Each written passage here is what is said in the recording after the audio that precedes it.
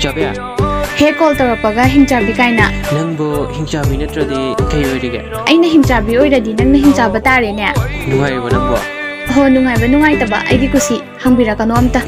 Kay nege nattine aina hapta ang papawdabada nanu olam miyamse kay nahara. Hari kaino oning jantokani madu nang nahangbiyo haide sipum namauso nang nani nang na. Aina kamay oiriba?